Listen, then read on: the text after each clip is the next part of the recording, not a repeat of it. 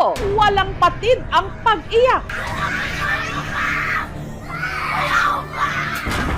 Napasalampak pa sa sahig. Ang punot dulo ng kanyang tantrums o pag-aalboroto,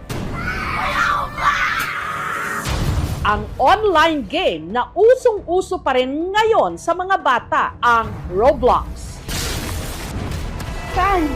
Pero ang inakalang simpleng libangan,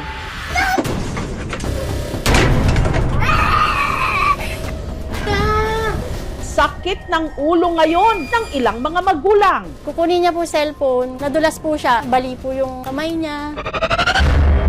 180,000 na-deduct. Hindi ko na alam kung makukulong ako anytime dahil sa utang na hindi mo naman ginusto. Hindi ko po mapipigilan paglaro. Hinahanap-hanap po po. Pagka hindi po siya nakakapaglaro, para siyang lalagnatin. Addict na po kaka-Roblox. Hanggang saan nga ba dapat ang laro at kailan ito nagiging adiksyon? Uy, grabe. Ang Roblox, isang online platform kung saan maaring maglaro ng iba't ibang online games ang user. Dito sa Tagum City sa Mindanao, ang kinawiwilihan ng anak ni Julie na si Princess, yung tinatawag na Grow a Garden. Dito, para raw siyang virtual na magsasaka kung saan siya nagtatanim para mapalawak ang kanyang hardin. Sa tuwing siya'y may-ani, nakakakolekta siya ng shekels na maaari niyang ipambili ng pets. Tutulungan din po ako ng pet para magiging maganda yung plants ko. Magsisend ako sa kanya ng trading ticket. Tapos, ang i-offer ko kung ano yung gusto niya na pets. Kung ano naman yung gusto ko, yan din po yung ibibigay niya sa akin.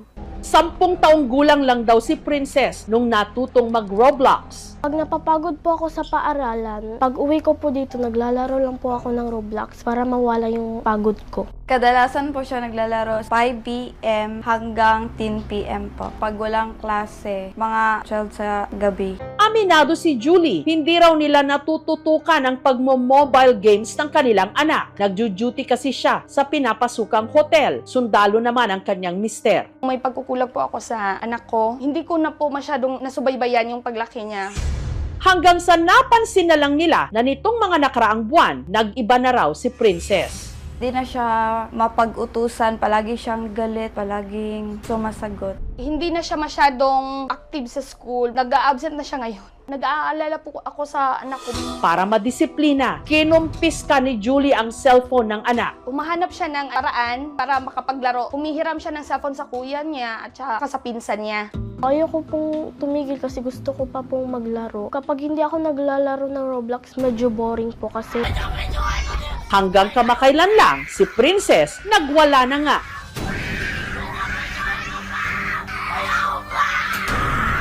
naiinis po kasi ako noon. Na-scam po kasi ako sa Grow a Garden.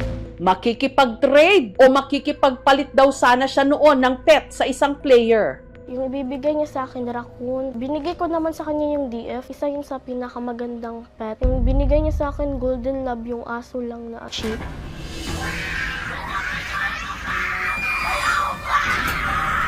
Pagkatapos ko po magdamog, doon na po ako nakalma. We don't know those people who play. Yung mga ibang tao doon, they tend to really scam or hack people for fun. Sa Roblox, ang kulang talaga doon is yung community guidelines. Wala masyadong child safety. Nangangamba po talaga ako. Pag pinabayaan ko tong anak ko, mas lalala siya. Tutukan ko po sila.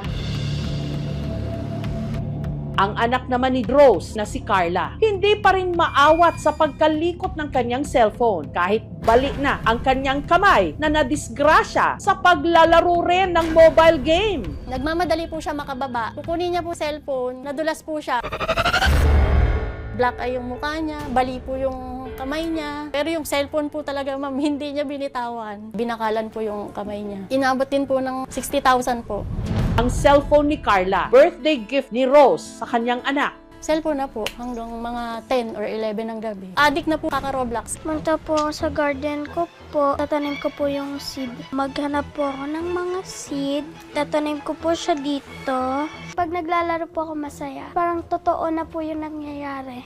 Masipag po siya dati. Madali po siyang utusan. Kaya lang si wait po siya ngayon. Pagka inutusan mo, marami pong katwiran. Hindi po natatapos yung assignment niya. Wala pong review talaga pag exam. Bumaba po yung ranking niya. Dating top 2 siya. Ngayon top 10 na lang po. Naging mainitin na rin daw ang ulo ng kanyang anak. Uy, grabe! Nagwawala po yan pag ginawa ng cellphone. Lumalaban siya sa atin. Nagiging mas panganay po yung dating niya sa aming dalawa po kasi siya ang minsan nasusunod. Kinuhaan po siya ng cellphone dahil naglalaro siya. Nagwala po. Inano po niya to. Sinuntok po niya. Kaya ito, sira po yan. Sa lakas po, ginanon po niya. Uy, grabe! Ano yung dahilan? Naglalag po. Tsaka minsan po walang signal. Kaya po ako nagagalit. Depensa naman ni Carla, sa paglalaro ng mobile games daw niya inuubos ang oras niya dahil sa labas, binubuli raw siya. Nasasaktan din po. Kaya po ako naglalaro para po di ko na din po maisip.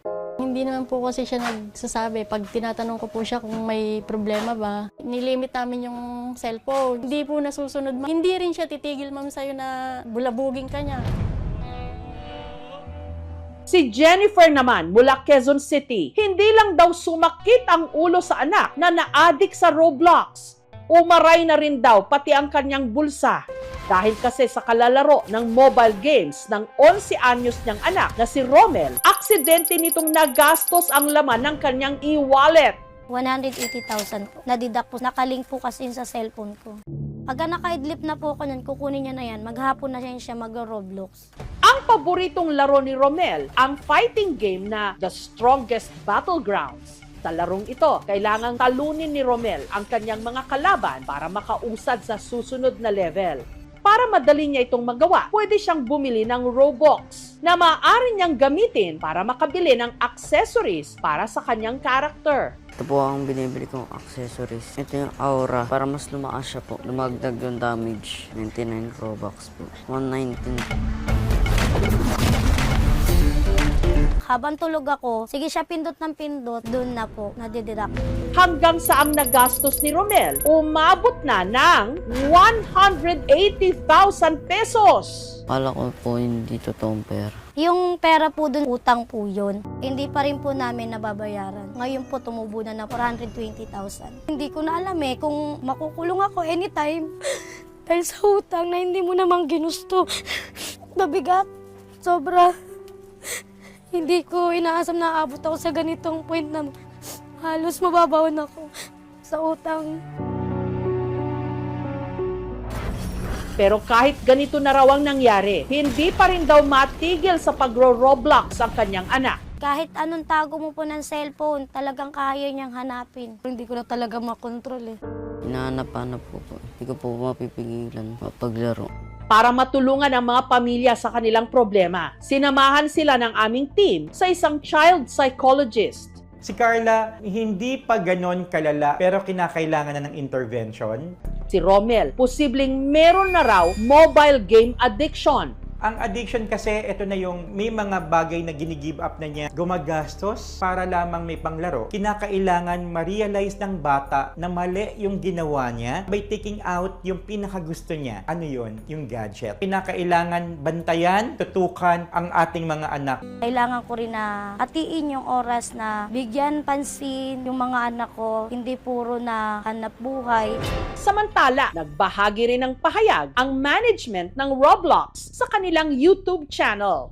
We all want to keep Roblox safe. And we will continue to evolve our policies and our products to respond to new threat vectors and new forms of abuse. Yung paglalaro ng gadget ay hindi naman masama. Kinakailangan lang hindi napakahabang oras. May mga doktor na nagsasabi dapat 30 minutes lang. It might be like a stress reliever for some, pero lahat ng sobra masama.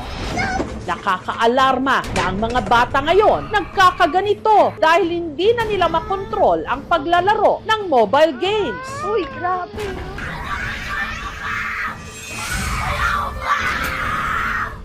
matinding pagbabantay ng magulang ang kailangan para maipadama nila sa kanilang mga anak na higit sa anumang level at puntos, pagmamahal at paggabay pa rin ang pinakamahalagang reward.